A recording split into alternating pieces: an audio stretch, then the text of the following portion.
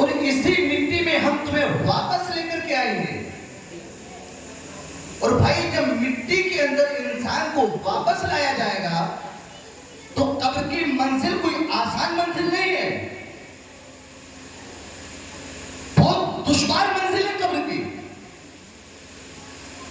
اگر حرام کا ایک لقمہ دنیا میں رہ کر کے کھایا ہے بھائی صاحب تو اس کا حساب بھی قبر میں جا کر کے دینا پڑے گا. اگر ماں باپ کو تم نے دنیا میں ستایا ہے تو قبر جو سب سے پہلی منزل ہے وہاں پر جا کر کے اس کا حساب دینا پڑے گا بھائی صاحب. اگر کسی کو اوپر ظلم کیا ہے اس کا بھی جواب دینا پڑے گا. حضرت علی کے المرتضی رضی اللہ تعالی عنہ قبر کے مردے سے بات چیت کر رہے ہیں. حضرت علی رضی اللہ تعالی عنہ نے قبر کے مردے سے پوچھا بتا تیرا کیا حال ہے؟ قبر کا مردہ عرض کرتا ہے علی رضی اللہ تعالی عنہ قبر کی منزل بڑا دشوار ہے. جس کفن میں ہم کو تدفین کیا گیا تھا وہ کفن ٹکڑے ٹکڑے ہو گیا. دنیا میں رہ کر کے جس حسن پر ہم ناز کرتے تھے اے علی رضی اللہ تعالی عنہ وہ حسن آج حسن نہیں رہا. جن آنکھوں پر ہم ناز کیا کرتے تھے وہ آج آنکھیں لٹک کر کے نیچے آ چکی ہے. اے علی رضی اللہ تعالی عنہ ان لوگوں کے بارے میں بتائیے جن لوگوں کو ہم دنیا میں چھوڑ کر کے آئے ہیں. حضرت علی رضی اللہ تعالی عنہ کا جواب سنیں. حضرت علی رضی اللہ تعالی عنہ ارشاد فرماتے ہیں تو اس بی بی کی بات کرتا ہے جس کو تو یہ سمجھتا تھا کہ یہ جس طریقے سے میری حیات میں میری ہے میرے مرنے کے بعد میں بھی میری رہے گی. نہیں، تیرے مرنے کے بعد عدت گزار کے دوسرے سے اس نے نکاح کر لیا. کس عورت کی بات کرتا ہے؟ جس اولاد کے لیے تم مکان چھوڑ کر کے آیا تیرے مرنے کے بعد ابھی 40واں بھی نہیں ہو پایا تھا تیری اولاد نے تیرے مکان کو بانٹ کر کے آپس میں اپنے اپنے حصے پر اپنا حق جما لیا ہے. قبر کی منزل بڑا دشوار ہے. لوگ کہتے ہیں کہ یار آج بھول کر کے گناہ کر لیتے ہیں. شراب پی لو جو ہوگا دیکھا جائے گا، جوا کھیل لو جو ہوگا دیکھا جائے گا، ظلم کر لو جو ہوگا دیکھا جائے گا، حرام مال کھا لو جو ہوگا دیکھا جائے گا. میرے بھائی آخر دیکھو گے کب؟ جب قبر میں جانے کے بعد طرح طرح کے عذاب کو تمہارے اوپر چالو کر دیا جائے گا، سانپوں کو تمہارے اوپر مسلط کر دیا جائے گا، بچھوؤں کو تمہارے اوپر مسلط کر دیا جائے گا. جب قبر میں جا کر کے آپ دیکھو گے جو دیکھنا ہے بھائی صاحب دنیا میں دیکھ لو، مرنے کے بعد میں کوئی نہیں دیکھ پاتا ہے. سمجھ میں آ رہا ہے نا؟ دنیا میں رہ کر کے رب کی عبادت کر لو، غلط کاموں سے بچ جاؤ، اچھے کاموں کی طرف آ جاؤ، اس زمین کی مثال بن جاؤ جو سبزہ اگاتی ہے اور پڑوس کی زمین کو سبزہ اگانے سے منع نہیں کرتی ہے بلکہ اس کو بھی سبزہ اگانے دیتی ہے. بنجر زمین نہ بنو، اس لیے کہ اگر بنجر زمین بن گئے تو خود بھی غلط بنو گے، دوسرے لوگوں کو بھی غلط بنا دو گے. شرابی بناؤ گے دوسرے کو شرابی بناؤ گے، جواری بناؤ گے دوسرے کو جواری بناؤ گے. مثال وہ قائم کرو کہ جس سے لوگ فائدہ اٹھائیں. ایسی زمین کی مثال بنو جو سال میں آپ کو 3 فصلیں اگا کر کے دیتی ہے، خود اچھا کام کرتی ہے اور لوگوں کو اچھے کاموں کی طرف بلاتی ہے. اس مٹی میں تمہیں واپس جانا ہے اور اسی سے حشر کے میدان میں تمہیں اٹھایا جائے گا. حشر کے میدان میں جتنے بھی لوگ اٹھے گے بھائی سارے کے سارے لوگ ننگے ہوں گے. حضرت ابراہیم علیہ السلام کو حشر کے میدان میں سب سے پہلے کپڑا پہنایا جائے گا بھائی. یہ حدیث ہم نے پڑھی تو ذہن میں یاد یہ بات آئی کہ حضرت ابراہیم علیہ السلام سے تو اگر ہمارے نبی ہیں تو پھر ہمارے نبی کو کب کپڑا پہنایا جائے گا؟ ملا علی قاری نے اس کو بیان کیا اور عمدۃ القاری شرح صحیح البخاری کے اندر اس کو بیان کیا گیا کہ حضرت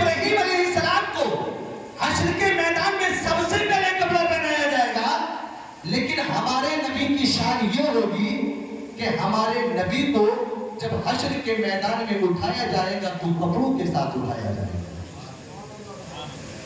اور یہ حدیث پڑھنے کے بعد جو مفہوم میرے ذہن میں آیا وہ یہ آیا کہ دنیا کے اندر جو جتنا باحیا رہا اتنی ہی جلدی اسے حشر کے میدان میں کپڑا پہنا دیا جائے گا. یہی وجہ ہے حضرت فاطمہ الزہرا نے دنیا کے اندر پردے کا ایسا اہتمام کیا کہ اللہ نے حشر کے میدان میں حضرت فاطمہ کے لیے خصوصی طور پر پردے کا اہتمام کیا ہے. اور وہ پردے کا اہتمام کیا کیا میں اس کو بیان کر کے آپ کے سامنے سے رخصت ہوتا ہوں. حضرت علامہ مولانا مفتی توفیق صاحب قبلہ مدرج اللہ علی کا خطاب نایاب اور مصلح خطاب اصلاحی خطاب آپ لوگوں کو سماعت کرنا ہے. حضرت فاطمہ نے دنیا میں رہ کر کے پردے کا اہتمام کیا اور اس پردے کا اہتمام کا جو ثمرہ اس کا جو پھل حضرت فاطمہ کو حشر کے میدان میں ملا. حدیث میں آیا یا اہل الجبر نقصوا رؤوسکم غضوا ابصارکم حتی تمر فاطمہ بنت محمد صلی اللہ تعالی علیہ وسلم الى آخر الحدیث. حدیث کے اندر آیا یا اہل الجبر قیامت میں جمع ہونے والے لوگوں جتنے بھی ہیں انبیاء رسول اولیاء غوث ابدال اقطاب جتنے بھی ہیں سب کے لیے حکم ہوگا یا اہل الجمع نقصوا رؤوسکم اپنے سروں کو جھکا کرو. ایک پردہ بھائی سر جھکا کر کے روڈ پہ کھڑے ہو جائیں کوئی بائک اگر 50 کی سپیڈ سے نکل کے جا رہی ہے آپ پہچان نہیں پائیں گے کہ کون جا رہا ہے. اور حضرت فاطمہ کی سواری کا کیا نہ ہوگا اس کی رفتار کتنی ہوگی وہ میں آپ کو بھی بتاؤں. سر کو جھکا لو غضوا ابصارکم اپنی آنکھوں کو بند کر لو. بھائی جب سر کو جھکا لیا گیا تو پھر آنکھوں کو بند کرنے کا مطلب کیا ہے؟ رب کہے گا آنکھوں کو بھی بند کرنا. دو پردے. تیسرا پردہ جب حضرت فاطمہ کی سواری کو جنت میں لے جایا جا رہا ہوگا تو 70,000 حوروں کے بیچ میں حضرت فاطمہ الزہرا ہوگی. کتنے 70,000 حوروں کے بیچ میں اگر 50 لوگوں میں کسی بندے کو کھڑا کر دیا جائے تو وہ صحیح طریقے سے اس کو پہچان نہیں پائیں گے کہ کون کھڑا ہوگا. لیکن حضرت فاطمہ کی سواری جب جنت کی طرف لے جائے جا رہی ہوگی تو 70,000 حوریں ارد گرد میں کھڑی ہوئی ہوں گی. اور جب فاطمہ الزہرا کی سواری کو جنت کی طرف لے جایا جا رہا ہوگا تو اس سواری کی رفتار اتنی ہوگی کہ جتنی آسمان پر بجلی چمکتی ہے اور ختم ہو جاتی ہے آسمان پر بجلی چمکی اور ختم ہو گئی. یہ حضرت فاطمہ الزہرا کی سواری کی رفتار کا عالم ہوگا. اللہ رب العزت نے حضرت فاطمہ الزہرا کو 4 پردوں کے ساتھ جنت میں اللہ کل قیامت کے میدان میں میدان سے جنت کی طرف 4 پردوں کے اہتمام کے ساتھ پہنچائے گا. اس لیے میں آج اپنی بہنوں کو ایک درس دینا چاہتا ہوں. میں آج اپنی ماں بہنوں سے ایک بات کہنا چاہتا ہوں. اگر میری ماں بہنیں یہ چاہتی ہیں کہ وہ حشر کے میدان میں حضرت فاطمہ الزہرا کے ساتھ جنت میں جائیں تو آج سے وہ حضرت فاطمہ الزہرا کے نقاب پر عمل کریں, وہ ردائے فاطمہ پر عمل کریں, وہ نقاب فاطمہ پر عمل کریں, وہ طریقہ فاطمہ پر عمل کریں. میرا ایمان بولتا ہے کل قیامت کے دن آگے آگے حضرت فاطمہ الزہرا جا رہی ہوگی, پیچھے پیچھے کنیز فاطمہ جا رہی ہوگی. وآخر دعوانا الحمدللہ رب العالمین. السلام علیکم ورحمۃ اللہ وبرکاتہ.